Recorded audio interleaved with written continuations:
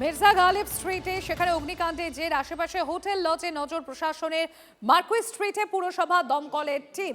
সত্যজিৎ রয়েছেন আমাদের সঙ্গে, সরাসরি চলে যাবো সত্যজিতের কাছে। সত্যজিৎ, এই মুহূর্তে মার্কুইস স্ট্রিটে পুরসভা এবং দমকলের টিম রয়েছে, কোন কোন বিষয় মূলত খতিয়ে দেখা হচ্ছে সত্যজিৎ?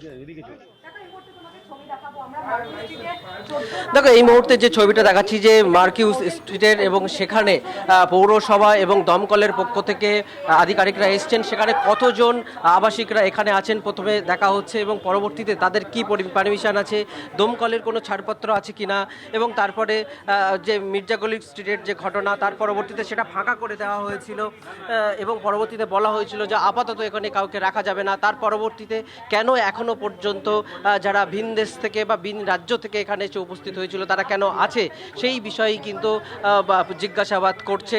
এবং এই মুহূর্তে তোমার যে ছবি দেখাচ্ছি যে পৌরসভার আধিকারিকরা এবং দমকলের যারা আধিকারিকরা তারা এখানে এসে উপস্থিত হয়েছেন এবং তাদের কাগজপত্র মিলিয়ে দেখছেন। মূলত যে বিষয়গুলি গুরুত্ব দিয়ে দেখা হচ্ছে যে তাদের এই বিল্ডিংয়ের পারমিশন কী ছিল, কতদিন আগে পারমিশন, তার পরবর্তীতে দমকল সহ মোট কটা ঘরের তারা পারমিশন নিয়েছিল, কটা ঘর আছে, এবং যারা বিদেশিরা বা ভিন রাজ্য থেকে যারা এখানে আসছেন তাদেরকে কি তারা কিভাবে রাখছেন, সেই বিষয়টি কিন্তু এখানে জিজ্ঞাসাবাদ চলছে। এবং পাশাপাশি এই বর্তমানে তারা উপস্থিত হয়ে আমাদের এই নজর আশেপাশে থাকবে যত সত্যজিৎ, হোটেল আছে আপাতত ধন্যবাদ।